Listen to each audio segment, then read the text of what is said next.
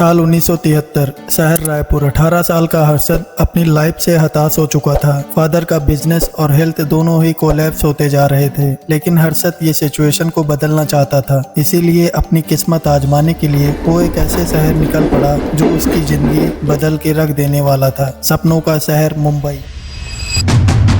मुंबई में उन्होंने लाला लाजपत राय कॉलेज में एडमिशन मिल गया और साथ में ही वो छोटे मोटे काम करने लगे। उन्होंने पहले प्लास्टिक स्क्रैप को कलेक्ट करके बेचने से शुरुआत की और इवन सीमेंट की ट्रेडिंग की। कई बार तो उन्होंने पैसा बचाने के लिए खुद ही मटेरियल को कैरी करके डिलीवर किया। आगे कुछ सालों में हर्षद की पूरी फैमिली रायपुर से मुंबई शिफ्ट हो गई। 1977 में कॉलेज खत्म होने के बाद हर्षद ने न्यू इंडिया एसोसिएशन कंपनी में 600 रुपए की क्लर्क की जॉब ले ली और उनके भाई अश्विन मेहता ने आईसीआईसी में जॉब करने लगे। जॉब के साथ भी दोनों साइड बिजनेस करते थे, लेकिन अगले 2 सालों में कई बिजनेस ट्राई करने के बाद भी वे एक बड़ा बिजनेस नहीं बना पाए। इसीलिए एक दिन दोनों ने डिसाइड किया कि अब वे स्टॉक मार्केट में अपनी किस्मत आजमाएंगे।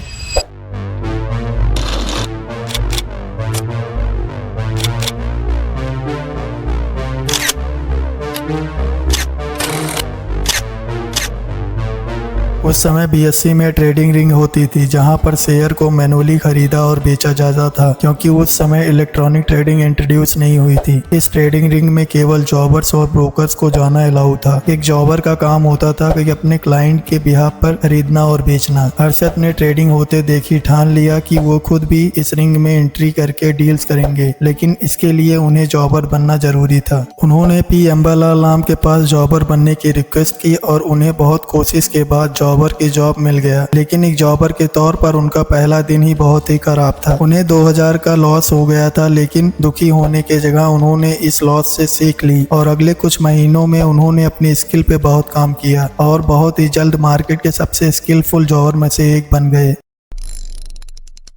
हर्षद को समझ में आ गया था कि स्टॉक मार्केट में ज़्यादा पैसा कमाने के लिए उन्हें कंपनी के बारे में इंटरनल इंफॉर्मेशन चाहिए होगी, वो भी दूसरों से ज़्यादा और दूसरों से पहले। उन्होंने लोगों के साथ कनेक्शन बिल्ड करना चालू कर दिया जो कंपनी के इनसाइडर इंफॉर्मेशन दे सके। फॉर एग्जाम्पल, उन्होंने लेबर यूनियन के साथ कनेक्शन बिल्ड किया और ताकि उन्हें कंपनी के डेली प्रोडक्शन डाटा मिल सके। प्रोडक्शन इंक्रीज होने पर वे कंपनी के शेयर को खरीद रखते थे और डिक्रीज होने पर या लेवल स्ट्राइक सिचुएशन बनने पर शेयर को पहले ही बेच सकते थे। इस तरीके की इनसाइडर इंफॉर्मेशन के बेस पे ट्रेड करने को ही इनसाइडर ट्रेडिंग कहते हैं और आज ये इनलीगल है, लेकिन उस समय ये लीगल थी। हर्षद अब एक जॉबर के तौर पर न केवल दूसरों का पैसा इन्वेस्ट करते थे, बल्कि अपना खुद का भी पैसा मार्केट में लगाने लगे। 1982 तक इनसाइडर ट्रेडिंग के बेस पर उन्होंने काफी पैसा कमा लिए थे और एक बड़े घर में शिफ्ट हो गए थे, लेकिन वे इनसाइडर ट्रेडिंग के अलावा एक और टेक्निक को आजमाना चाहते थे, पंप और डंप। इसमें हर्षद एक ऐसे स्टॉक को आइडेंटिफाई करते थे जिसे ज्यादा खरीदा और बेचा ना जा रहा हो। फिर वे अपने साथियों के साथ मिलके बहुत ही कम टाइम में इस शेयर की बहुत सारी क्वांटिटी खरीद लेते थे, जिससे मार्केट में उस शेयर की सप्लाई कम हो जाती थी और प्राइस एकदम से बढ़ जाते थे। लेकिन जिसके बाद हर्षद उस शेयर के पार्ट होल्डिंग को बेचकर सारा प्रॉफिट कमा लेते थे। हर्षद इस इनोवेटिव स्ट्रेटजी से के चलते उनका प्रॉफिट लगातार बढ़ता जा रहा था और उन्हें लग रहा था कि उन्हें इस मार्केट में कोई बीट नहीं कर सकता। लेकिन फिर कुछ ऐसा हुआ जिसने हर्षद को पूरी तरीके से बर्बाद कर दिया। Black Thursday. 18 मार्च 1982 को स्टॉक मार्केट की शुरुआत नॉर्मल हुई, लेकिन फिर करीब 2 बजे मार्केट क्रैश होने लगा। क्रैश देखकर सभी लोग पैनिक सेलिंग करने लगे। 15 मिनट के अंदर अंदर मार्केट ने सेंचुरी का फास्टेस्ट लो देखा था। 10 लाख के लॉस के साथ हर्षद ऑलमोस्ट बर्बाद हो चुके थे, लेकिन ब्रोकर के पैसे चुकाने के लिए हर्षद ने अपनी वाइफ की ज्वेलरी गिरवी रखनी पड़ी थी। अगले कुछ महीनों तक घर का खर्चा अश्विन की वाइफ ने उठाया, जो फ्रीलांसर ब्यूटिशियन थी। लेकिन फिर जून 1982 में अरशद और अश्विन ने डिसाइड किया कि वे मार्केट में दोबारा एंट्री करेंगे और वो इस बार खुद की स्टॉक ब्रोकिंग फर्म खोलेंगे और लोगों को स्टॉक कंसल्टिंग ऑफर करेंगे। उन्होंने एक बहुत सी छोटी ऑफिस से शुरुआत की, grow more consulting. Grow more का ऑब्जेक्टिव था वेल्दी लोगों का पोर्टफोलियो मैनेजमेंट सर्विस प्रोवाइड करना। बेसिकली उनका सरप्लस मनी अमाउंट मार्केट में इन्वेस्ट करके और हाई रिटर्न दिलवाना। अश्विन के फादर इन लॉ ने उन्हें 4 लाख रुपए दिए और एक सीए ने उन्हें 1 लाख रुपए मिले। इस तरीके से ग्रोमर कंसल्टिंग का बिजनेस चालू हो गया। हर्षद ने देखा कि मार्केट में टी लीफ के रेट 4 रुपए पर केजी से बढ़ गए हैं। मतलब टी लीफ बेचने वाली कंपनी को नॉर्मल से ज्यादा प्रॉफिट होने वाला था, लेकिन इसके बाद भी मार्केट में टी कंपनी के शेयर काफी अंडर वैल्यूड थे। इसलिए हर्षद ने अपने क्लाइंट के लिए मैक्रोड, रसल, टाटा टी जैसी कंपनी के शेयर हैवी क्वांटिटी में बाई करना शुरू कर दिया। साल भर में कंपनी के शेयर तेजी से बढ़े, जिससे हर्षद और ग्रोमोर के क्लाइंट ने बहुत पैसा बनाया। हाई रिटर्न के चलते ग्रोमोर का नाम चारों तरफ फैल गया। लोग ग्रोमोर की स्कीम में पैसा लगाने के लिए लाइन लगाने लगे और इसी तरह 1985 तक हर्षद स्टॉक मार्केट के जादूगर बन चुके थे। लेकिन उनकी सक्सेस को देखते हुए एक पुराना दिग्गज खुश नहीं था और वो दिग्गज थे मनु मानिक। मनु मानिक मार्केट के पुराने खिलाड़ी थे। स्टॉक मार्केट की भाषा में वो एक बियर थे। मतलब वो शॉर्ट सेलिंग एक स्ट्रेटजी है जिसमें शेयर को बारो किया जाता है ताकि उसे अभी हाई प्राइस पे बेचा जा सके और बाद में प्राइस गिरने पर उसे वापस खरीद के रिटर्न किया जा सके। इस केस में जो प्राइस का डिफरेंस होता था वो प्रॉफिट होता था। Simply selling king Manu Manik जैसे बियर का प्रॉफिट तब होता था शेयर के प्राइस गिरते थे। मनु मानिक हर्षद मेहता को गिराने के लिए मौका बहुत लंबे समय से ढूंढ रहे थे और उन्हें वो मौका मिला 1986 में। फाइनेंस मिनिस्टर बीपी सिंह ने जब बजट में कुछ ऐसा डिसीजन लिया जो बिजनेस के लिए अच्छा नहीं माना गया और इमीडिएटली स्टॉक मार्केट गिरने लगा। हर्षद ने स्पीक नाम के शेयर को काफी हैवी क्वांटिटी में खरीद के रखे थे और अब उसका भी प्राइस गिर रहा था। अपॉर्चुनिटी को देखते हुए मनु मानिक और उनके बियर गैंग ने स्पीक में हैवी शॉर्ट की और उसका प्राइस और भी ज्यादा गिरा दिया। हर्षद बीएससी से मार्जिन लेके बेसिकली लोन लेके स्पीक में पैसे लगाए थे। इसीलिए बियर गैंग ने रूमर फैला दिया कि हर्षद को 1 करोड़ से ज्यादा का लॉस हो गया है और अब वो स्टॉक मार्केट के ड्यूज क्लियर नहीं कर पाएगा। बेसिकली मार्केट में ये फैल गई कि हर्षद और ग्रोमोर कंसल्टिंग बैंकरप्ट होने वाले हैं,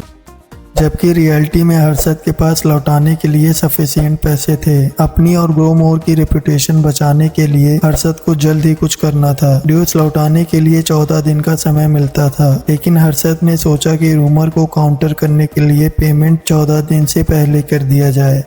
हर्षद 14 दिन से पहले ही पूरी पेमेंट क्लियर कर दी और चाय की टपरी से लेकर ट्रेडिंग रिंग तक हर जगह एडवांस पेमेंट की खबर फैला दी। इससे उनकी रेपुटेशन और भी ज्यादा बढ़ गई और बियर शॉक रह गए। पर इस एक्सीडेंट से हर्षद को 1.5 करोड़ का लॉस हुआ, जो उनके लिए सफिशिएंट सेटबैक था, लेकिन उन्होंने जल्द ही बाउंस बैक किया।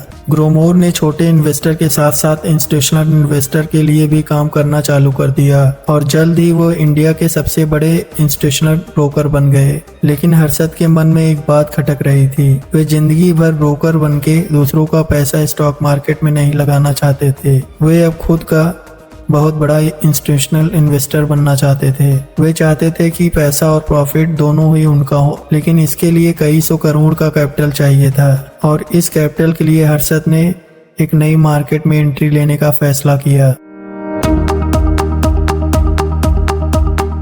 मनी मार्केट बेसिकली एक एग्रीमेंट थी जिसमें एक बैंक दूसरे बैंक को शॉर्ट टर्म के लिए लोन देता था। इस लोन का ड्यूरेशन यूजुअली 15 दिन का होता है। जनरली बैंक एक दूसरे को लोन इसलिए देती थी ताकि वे इंटरेस्ट के तौर पर एक्स्ट्रा इनकम कमा सके और जनरली कोई भी बैंक लोन इसलिए लेता था जब उसको शॉर्ट टर्म के लिए कैश की जरूरत होती थी।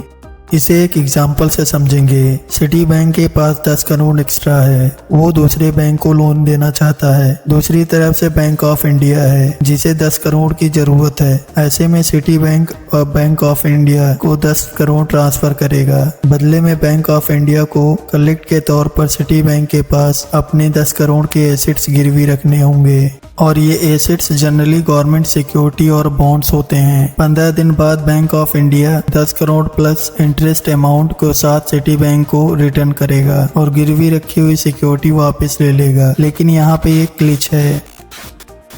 रियलिटी में बैंक कलेक्ट के तौर पर कभी किसी सिक्योरिटी को सच में एक दूसरे बैंक को ट्रांसफर नहीं करते हैं, इंस्टेंट वो BR इशू करते हैं। BR मतलब बैंक रिसिप्ट, इसे इशू करते हैं। जैसे इस केस में 10 करोड़ के लोन के बदले बैंक ऑफ इंडिया ने सिटी बैंक को अपने एसेट या सिक्योरिटी नहीं दिए थे, बल्कि एक BR यानी बैंक रिसिप्ट दी थी। बेसिकली ये BR बैंक ऑफ इंडिया का सिटी बैंक को परमिशन था, परमिशन की अगर हम लोन रीपे नहीं कर पाएंगे तो हमारे एसेट्स आपको मिल जाएंगे। BR का यूज इस पूरे प्रोसेस को स्मूथ एंड कन्विंसिंग बनाने के लिए होता था। दो बैंक के बीच में हुए इस पूरे ट्रांजैक्शन को RFD यानी रेडी फॉरवर्ड डील कहा जाता था, और इन रेडी फॉरवर्ड डील को मनी मार्केट में ब्रोकर फैसिलिटेट करते थे, जिसके लिए वो ब्रोकरेज यानी एक फीस मिलती थी। और अब हर्षद मेहता यही ब्रोकर बनना चाहते थे।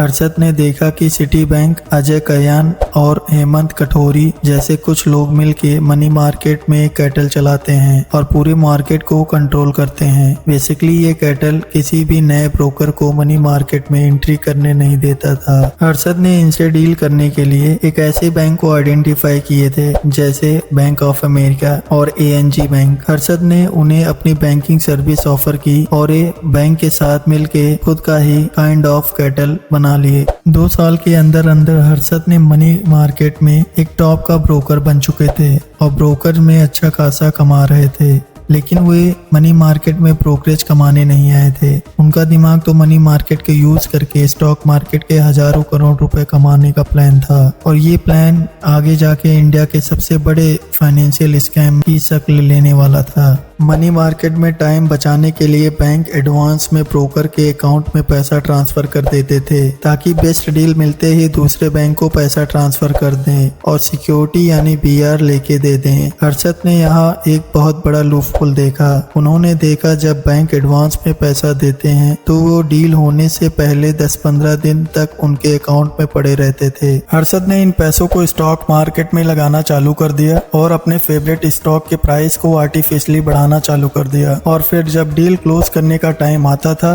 तो शेयर को बेच के प्रॉफिट खुद रख लेते थे और बाकी पैसा मार्केट में ये डील एग्जीक्यूट कर देते थे। इसके अलावा हर्षद ने एक और लूपहोल ढूंढ लिया। उन्होंने देखा कि लोन के बदले जो बैंक BR इशू करती है उसे कोई वेरीफाई नहीं करता, मतलब ये चीज चेक नहीं होती कि जितनी की सिक्योरिटी अगेंस्ट BR इशू किया गया है क्या सच में है कि नहीं, और BR इशू करने वाले बैंक के पास वो सिक्योरिटी है भी कि नहीं। हर्षद ने कुछ छोटे बैंक जैसे बैंक ऑफ करद को ब्राइब देके फेक BR बनवाना चालू कर दिया। इस केस में हर्षद एक बैंक से लोन लेके पैसा सीधा स्टॉक मार्केट में डालना चालू कर दिया और बैंक ऑफ करद के फेक BR लोन देने वाले बैंक को दे देते थे। इस तरीके से हर्षद के पास स्टॉक मार्केट में पैसा डालने के लिए बहुत सारा पैसा और समय भी मिलता था।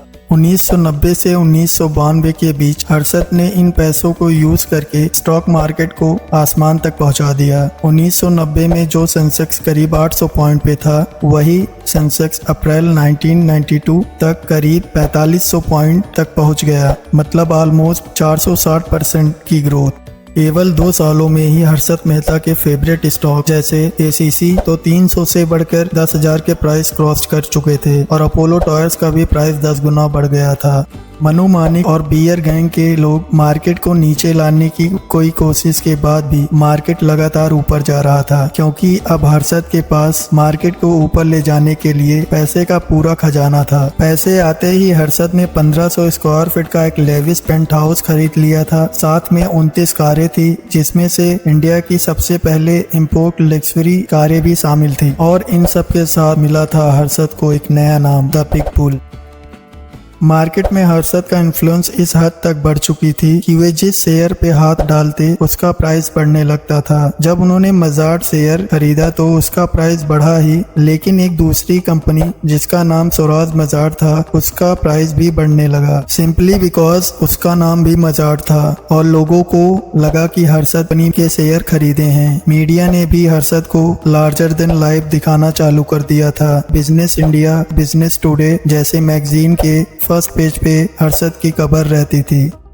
मीडिया उनके लेविश ड्रेस और कार्स के कलेक्शन को दिखा रहा था और उन्हें इंडिया का हाईएस्ट इनकम टैक्स पेयर भी बता रहा था। लेकिन यह पैसा और फेम सक्सेस हर्षद के सर पर चढ़ता जा रहा था। वो अपने आप को भगवान मानने लगे थे। इतनी सक्सेस के बाद भी वे रुकना नहीं चाहते थे। इम्पैक्ट उन्होंने ग्लोबल इन्वेस्टमेंट बैंक, मैरीकॉम और टाटा की लोको कंपनी से ज्यादा प्रॉफिट कमाने को सेट कर चुके थे। लेकिन डेस्टिनी ने उनके लिए कुछ और ही प्लान बना रखे थे। बहुत जल्द ही उनका दर्दनाक डाउनफॉल होने वाला था। 1991 में ही आरबीआई को एक टिप मिल गई कि मनी मार्केट में बीआर का मिसयूज हो रहा है। इसीलिए उन्होंने कुछ बैंक के अगेंस्ट इंक्वायरी ऑर्डर की और साथ में सभी बैंक्स के लिए बीआर की यूज से रिलेटेड स्ट्रिक्ट गाइडलाइन इशू की। मतलब अब फेक बीआर से यूज करके मनी मार्केट को ऑपरेट करना बहुत ही मुश्किल हो चुका था। लेकिन इसके बाद भी हर्षद ने दिसंबर 1991 में एसबीआई से 500 करोड़ का अमाउंट ले लिया। हर बार की तरह उन्होंने इस पैसे को स्टॉक मार्केट के शेयर को पंप करने के लिए लगा दिया। लेकिन इस बार वह दूसरे बैंक से फेक बीआर लाके एसबीआई को दे नहीं पाए। इस दौरान उन्होंने एसबीआई के एक एम्प्लॉय आर सीतारमन को ब्राइब किया और उनसे एसबीआई के रिकॉर्ड को मैनिपुलेट करने को कहा ताकि सीनियर एसबीआई अफसर को इस 500 करोड़ की सिक्योरिटी के गैप के बारे में पता ना चले।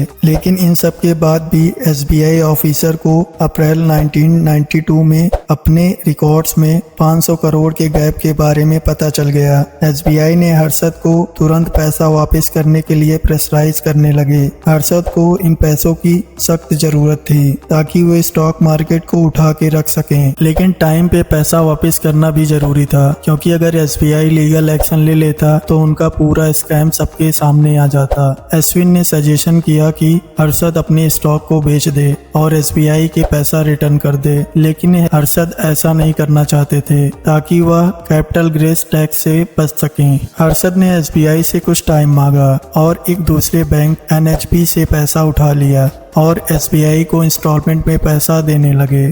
लेकिन तब तक बहुत देर हो चुकी थी। टाइम्स ऑफ इंडिया की रिपोर्टर सुचिता दलाल ने इस पूरे केस के बारे में पता चल गया और उन्हें 23 अप्रैल 1992 में फर्स्ट पेज खबर छाप दी कि एसबीआई के अकाउंट से 500 करोड़ गायब थे और उनके पीछे बिग बुल यानी हर्षद मेहता का हाथ था। इस एक्सपोज के चलते पार्लियामेंट में सरकार ने पैनिक करके हर्षद के ऊपर इनकम टैक्स, आरबीआई, एसबीआई की इन्वेस्टिगेशन चालू कर दी। एक एक करके मनी मार्केट, स्टॉक मार्केट का पूरा स्कैम सामने आने लगा।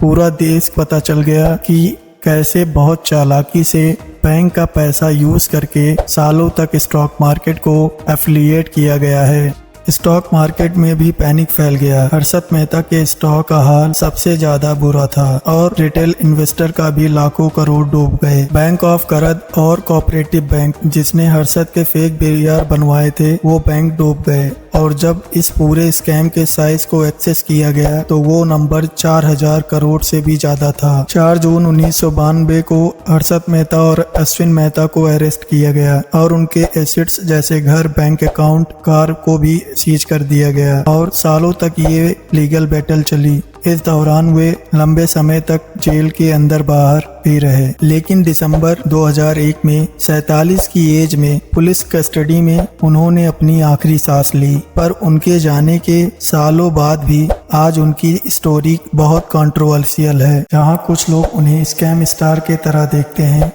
तो वहीं कुछ लोग उन्हें the big bull, the king of stock market Harshad Mehta